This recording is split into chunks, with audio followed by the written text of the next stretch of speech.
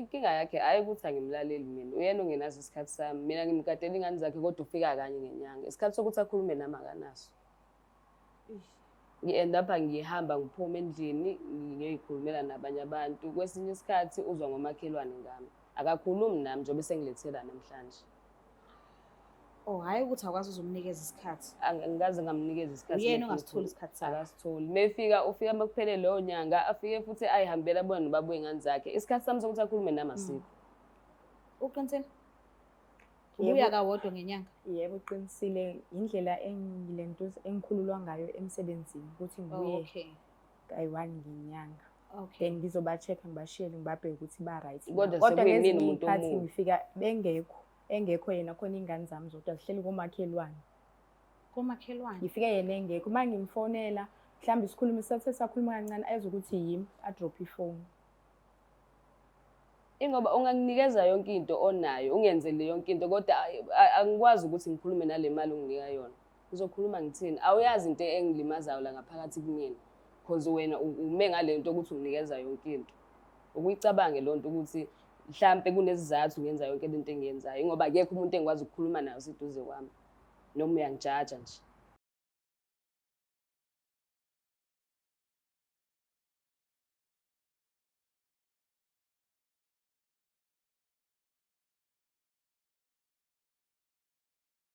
Ngiyanibingelela nakho babukeli beBlack Life TV uhlelo esilibiza ngokuthi Enough is Enough. Igama lami nguStufuza Dlangamandla Zulu. So-ke ngiyafisa ukuthi nginikhumbuze ukuthi kusukela mhla ka-1 kuya mhla ka-20 kune-specially lapha eBlack Life Pharmacy, traditional pharmacy, se-Valentine. Njengoba nazi-ke ukuthi kuzolandela inyanga yothando okuwu-February. So-ke ungasali nawo, mekuthi khona i-product oyidingayo ungasithinta ku-062 219 7748. Siqala ngomhla ka-1 soze sophela-ke ngomhla ka-20. Mekwenzeka ukuthi khona into ogula ngayo lapha ekhaya and uyalidinga usizo and awukazi uzubone si-advertiser leyo product engenzeka ukuthi ingakusiza, fona ubuze ukuthi ningangisiza na. Mekuwukuthi asinalo usizo, sizophuma sibheke noma ukuphi siyothungatha usizo singase sikusize ngalo since uwumlandeli we-Black Life TV. So-ke kuyimpande zama-Afrika nakanjani sizonisiza. Cela ukuthi sivele sifokhase kudaba usisi azizela nalo, angazi ukuthi lume kanjani but asike silalele nje sizwe ukuthi uzivakashele ngobani namhlanje. Sabona njani? Ngiyaphila njani? Ngiyaphila nami. Ngicela ukwazi isibongo ngumabani? Isibongo sakho baba? Isibongo sami ngwakwanzwanana. Okay. Ngikhulele eClaymont kaDabeka. Okay. So ngicela sivele hlala phezu kodaba ungichazele, ungilandise nje kahle la kuqala khona lento esiyinkinga empilweni yakho njengoba uvakashele kwishow ethi Enough is Enough. Kwenzakalani, ithini into? Ngibhalele ishow yaka Enough is Enough sisi ngoba ngidinga usizo. Ngihlala nosisi wami ekhaya ney'ngane zami eziyi-2. Okay. Eyodwa ifunda ka-grade R, eyodwa ifunda kwa-grade 1. Usisi wami yena waqeda ukufunda isikole. Manje zibhekwe wuye ingane zami ngoba mina ngiyaphanta emajaridini. Okay. So inkinga sisi wami, mangifaka imali kusisi wami, usisi wami ayethatha imali ahamba ayophuza nabangani bakhe. Mangithenga izinto endlini uyazithatha azithengise. Mhlawumbe ezinye ngiyaziphiwa abalungu bami, yena uyazithatha azithengise. Mangimbuza uthi endlini ngiyagqekezwa ngena amaphara. Okungixakayo ukuthi kuyenzeka the following month ngikwazi ukuthi emsebenzini ngiphiwe i-TV or ngiphiwe i-fridge. Mangifika nazo lapha uvela ngitshela ukuthi zintshontshwa amaphara kanti yena uyayidayisa. And nento eseyivelile emphakathini kuzwakala nokuthi uye aphinde abe nenkinga yokuthi babelapha etshwaleni befuna utshwala agcine sezibandakanya nabantu abadala. Khona ezokwazi ukuthi athole imali yokuthi athenge utshwala. Abantu abadala kanjani mhlawumbe athandane nabo noma? Yebo, uthandana nabantu abadala khona bazomupha imali ukuthi akwazi ukuthenga utshwala baphuze nabangani bakhe. Unazo ingane usisi? Cha, akanazo. Okay. So mhlawumbe kuye wahlala naye phansi wambikela nje ukuthi engeke mfethu indlela owenza ngayo mina angiyithandi. Cela ushintshe ukwenza ukuze sizoba right sonke nasendlini. Ngizamile ukuhlala naye phansi ngikhulume naye usisi wami, inkinga akangilaleli. Okay. Kulungile-ke, ithi simlande ukuze sizokwazi ukuthi inkinga yakhe kahle kahle kephi. Ngiyacela usithandazelane.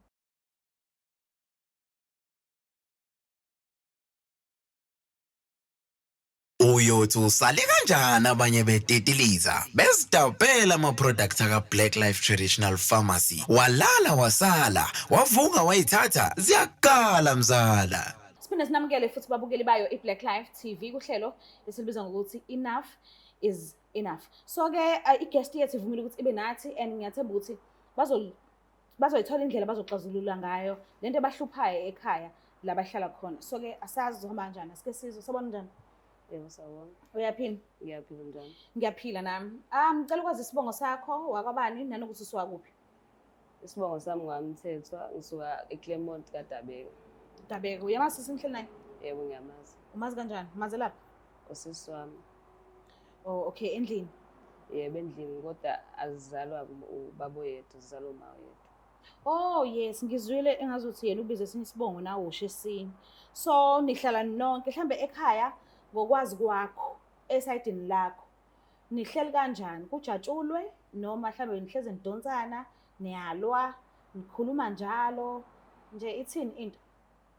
Ngokwazi kwami asihleli kahle, angeke ngiqamba amanga. Akukho nje mnandi, hlezi sizoxabana kuyele. Ukhona umuntu omdala onibhekile, umzali? Cha abekho. So inini enibadala? Ithina nje sibadala sobabili. Oh mase kuba yingane zakhe. Yebo ingane zakhe eziwu-2. Oh, all right. So ubhalile-ke uhlelo olithi Enough is Enough, akekho right. And lento imkhathaza ngale ndlela ukuthi akafuni ukulahlekelwa wena, uyakuthanda but ufuna ukuthi nje nixazulule lento le bese niyadlula niphileni kahle. So ngicela ukuthi umlalele umuzwe ukuthi ufisa ukuthini kuwena. Yebo. Ngiyabonga. Ngicela ukukhuluma naye. Ngibhalele ishow yaka-Black Life Mtasekhaya ngoba ngifuna ukuthetha nawe ngezinto ezenzakalayo phakathi kwami nawe ezibuhlungu engingayithandi. Ngibhalele ka-Black Life ngoba ngifuna ukuthi uthole usizo malungana nezinto ozenzayo. Endlini wena uyaphuza, ushiya ingane zodwa, ngikunikeza imali ye-grocery monthly, wena uyayithatha uyophuza nabangani bakho. Uthatha izinto zami engizithatha emsebenzini engiziphiwa abelungu bami, uyazidayisa, uthi ngena amaphara endlini. So ngifuna sikhulume ngalokho. Uyakwazi lokho akushoyo mangase ngibuze nje. Lokho akhuluma ngakho Hayi cha ngikwazi mina lokho akushoyo. into entsha kuwena. Ngiyaqala ukuzwa. Uyazi naye isicabha salapha endlini ukuthi azivaleki, angazi mekhuluma ngendaba ukuthi izinto zakhe ngiyayidayisa ukuthi ukuthathaphi lokho. Awukazi udayise lutho lakhe? Cha. So endlini la nihlala khona bagqekeza njalo? Yebo ngoba ngibuye ngingabi khona endlini. Okay. Kukhona la usebenza khona? Cha. Okay. So mebegqekeza njalo endlini mhlambe yini edala ukuthi ungafaki into mhlambe njengama-burglar ukhiwe noma isicabha esisha? Ngamnikeza imali yokuthi makathenge isicabha kodwa akazange asithenge. Iphi imali ayikunikeze yona ukuthi uthenge isicabha? Angazi nami ngayibona ingasekho endlini. Imali? Yebo. Iyavele yanyamalala? Ngangibuya nje kwekhipha ngayibeka ngayibona ingasekho. Ngamtshela futhi ukuthi imali ngiyazishonela. Engeke imali ayibi nazo iy'nyawo ayihambi. Mhlambe kungenzeka ukuthi ikhona into ayisebenzisela yona wathi uzoyiphesha? Cha.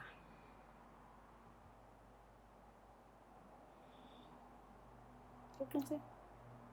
Iyona nto engibhekene nayo ke. Uyaphushwa? Yebo. Okay, so kuyenzeka usisi wakho akusendele imali uyiphuze? Kuyenzeka.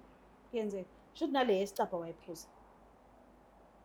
Okay, asiphumeni-ke emalini yesicabha. But usisi wakho uyabeka izinto angekho right ngazo. And ngiyathemba ukuthi nawe uyamthanda, awufuni ukumbona ekhathazekile ngento efaka wena phakathi. So yini edala ukuthi-ke at least-ke wenzele yena ukuthi okay ake ngiqonde nje ngibe right njengezinye iy'ngane ngiyeke utshwala ngifocus ekuthenini nginakekela abantwana basesiwami since enondla vele. Okay mhlambe igama lokondla mhlambe likhulu kakhulu okay ngiyaxolisa. Since vele esenda imali yokuthi nilale endlini ekhaya. Inkinga yakhe hayi ukuthi angimlaleli mina. Uyena ongenazo isikhathi sami. Mina ngimkadela ingane zakhe kodwa ufika kanye ngenyanga. Isikhathi sokuthi akhulume nami akanaso. Ngi-end up ngihamba ngiphuma endlini ngiyoyikhulumela nabanye abantu. Kwesinye isikhathi uzwa ngomakhelwane ngami. Akakhulumi nami njengoba sengilethela namhlanje. Oh hayi ukuthi akwazi uzomnikeza isikhathi. Angikaze ngamnikeza isikhathi. Uyena ongasitholi isikhathi sakhe. Akasitholi. Ufika makuphelele leyo nyanga afike futhi ayihambela abona nobabuye ingane zakhe. Isikhathi sami sokuthi akhulume nami asikho. Uqinisile? Ubuya kawodwa ngenyanga? Yebo uqinisile indlela engilento engikhululwa ngayo emsebenzini ukuthi ngibuye kayi-1 ngenyanga. Okay. Then ngizoba-check-a ngibashiyele ngibabheke ukuthi ba-right. Kodwa sekuyimini umuntu iy'khathi omubi. ngifika engekho yena khona iy'ngane zami zodwa zihleli komakhelwane. Komakhelwane? Ngifike yena engekho uma ngimfonela mhlawumbe isikhulumi sakhuluma kancane ayize ukuthi yimi adrop ifoni. Ingoba unganginikeza yonke into onayo ungenzele yonke into kodwa angikwazi ukuthi ngikhulume nale mali unginika yona. Ngizokhuluma ngithini? Awuyazi into engilimazayo la ngaphakathi kumina. Because wena ume ngale nto ukuthi unginikeza yonke into. Ukuyicabange lo nto ukuthi mhlambe kunesizathu ngenza yonke into engiyenzayo. Ingoba akekho umuntu engikwazi ukukhuluma nayo seduze kwami. Noma uyangijaja nje. Inkinga iqala lapho-ke ngoba angikwazi ukuthi mina ngibuye ngizohlala ekhaya ngingasebenzi. Ekubeni singazi uba sizodlani sigqokeni. Kumele ngibe semsebenzini khona sizokwazi ukuthi nigqoke. Uma usemsebenzini akekho umuntu ongasebenzi kodwa akusho ukuthi ungabi nesikhathi saseswakho. Ngigcina ngingenayo umuntu engikhuluma naye ngiphume ngaphandle ngenza izinto ezi-wrong. Ukukhuluma nami efonini nokuhlala phansi uthi mntakamali lokhu u-right yini? Cha. Sengibona kungcono ngivele ngiphume nabangani ngiyophuza ngizoba ngcono ayikho into engizoba ne-stress sayo. Abantwana bashilo bani? Ngibacela amakhelwane noma ngibashiye bodwa. Kamakhelwane? Yebo. If umntwana ekamakhelwane athola ukuhlukumezeka, angisho ukuthi kamakhelwane bahlumezana, angikho lapho. But ziyenzeka izinto ey'kanjalo. Bayareshwa abantwana abancane la minyango. And angatholakali nanomuntu. Abantu bayafihla bayamboza. So what if kwenzeka into ebuhlungu ebantwaneni basiswakho? Because abantwana basiswakho abakho nawe. Ngiyazi awujika nge-labour ward but nawe abakho bathi wena. So ngiya-understand ukuthi uyadinga isikhathi nosiswakho but indlela futhi asebenza ngayo uyachaza ukuthi bamkhipha uthola isikhathi ukuthi abuye ekhaya kawodwa. But into esingiphatha kabuhlungile ukuthi uthi uyafika leso sikhashana mase uya kumuntu wakho. Umuntu wakho awukwazi ukuphinda umbone ngesinye isikhathi kube ukuthi unikeza ingane zakhe isikhathi nosisi wakho. Umuntu wakho abuya kubone ngenye indlela. Ngiyakwazi ukuhlala nabo sisi. Ngesinye isikhathi ukuthi angisuke ngilale laphaya. Ngiyafika simlande sinyuke size phezulu. Ingoba usuke ungasangikhulumisa leso sikhathi usuzwe ngomakhelwane bakho bekutshela ngami ngowakini. Ngoba usuke ungasangifuni nokungibheka. Ngesinye isikhathi sisi ezinye izinto azenzayo ngiye ngizizwe ngomakhelwane. Kuthiwe uNhlahlo wenza ukuthi nokuthi. Mina ngibe ngingekho. And baningi labantu abakhuluma same thing. And nami mangibheka sometimes mangimfonela ngifuna ukukhuluma nezingane zami angimtholi efonini. Okay, yini ke edala ukuthi ke mhla ufikile ekhaya ungambuzi ukuthi ngosuku oluthize ngazama ukufonela ngikutholanga. Ngizwa ukuthi kanje kwenzakalani. Why ungamnikeza isikhathi sakhe? Ingoba kanandaba. Mangikhuluma naye sisi, ngiyakhuluma naye mhlambe ngikhuluma nami. Ngikhulume naye efonini. Mangikhuluma naye efonini uvela ngitshela ukuthi ngingamlawula ngiyena umzali wakhe. Uyabuza ukuthi ukhuluma nini naye? Ngiyakhuluma naye efonini mangimthola efonini. Ungifonela kangaki? Ngiyakufonela every day but wena kuyenzeka sometimes ngingakutholi iveki lonke ngingakutholi. Ngize ngicela emsebenzini ngisho ukuthi angimtholi umuntu ohlala nezingane zami elentuzeni endlini. So ngicela ukuyobheka abantwana. Mangifika lapha wena awukho. Usungabuzi ukuthi awungitholi. Basuke sebekufonelile vele bakutshela. Ngithi uzwa ngabo mina sho sangisiyo wakini. Uzwa ngabo wena kodwa mina ngwakini awukwazi ukukhuluma nami. Manje ngithathile ungilethela uzongibukanisa nabo ngithi abangani bakho. iyona into oyifunayo le ngoba wena nakho ungcwele-ke wena awunazo izono wena right.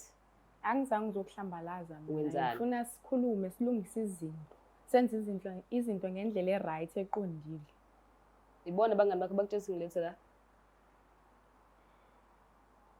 Cha ngibona. Uke wathi ekuqaleni okay angiqondile ungiqhatha but ngifuna ukukubuza lokho because ngiyadinga ukukwazi. Besikhuluma sodwa soba u2 ungakafiki. Wakumention ukuthi kuyenzeka uzibandakanye nabantu abadala ngoba nakho ufisa imali. Uqinisile noma mhlambe nalokho ukuzwe ngabangani okuyinto ongayenzi. Angiyenzi lo nto uzwe ngabangani bakhe. Awuyenzi ne? Cha. So awukazi uzufuna imali komunye umuntu ngokuthi uzomenzela something uma uthola imali. Kuye kwenzeke yini aniphe imali uthola ukuthi ayizokwanela kuze kuphelele inyanga mhlawumbe ukudla impahla zokugqoka zezingane zakhe and wesika abantwana abancane bagula njalo. Dingeka imali kadokotela njalo. Angibe ngisayicela kwayona imali yakhe sengiyanqena nokuyicela imali yakhe. Okay. Njoba ngisho ukuthi isikhathi sami akanaso ngize ngiphume ngaphandle ngiyocela izinto kubantu noma ngenza izinto ngoba yena isikhathi sami akanaso. Uzolokhu ekhalile ngiyakondla ngikwenzela lokhu nalokhu abali. Athi ngimdala manje ngimngaka. Futhi kumele ngihambe ngishiye lezi ngane zakhe akabonga ukuthi ngigadele ingane zakhe. Okay.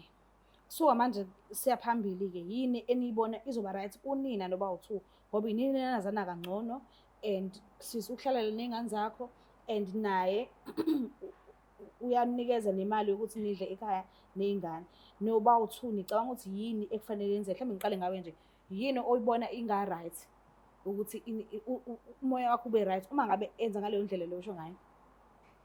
Mina sisi ngibengicela ukuthi sihlale phansi sikhulume sibe right. Mangabe yena efuna ukuhamba angitshele ukuthi ngiyahamba ngesikhathi esithile. Khona nami ngizokwazi ukuthi maybe ngifuna umuntu ozongigadela ingane zami zingashiywa kaMathela. Zingashiywa zodwa ingane zami. Ngoba ingane zami zizolamba zifuna ukupheka zishise endlini. Bashe la ngaphakathi. Yena ke Kusho ukuthi kumele ngibike kuwena ke manje sonke isikhathi mangifuna ukuhamba. Anganisenzela ukuthi kube ne-safety phakathi.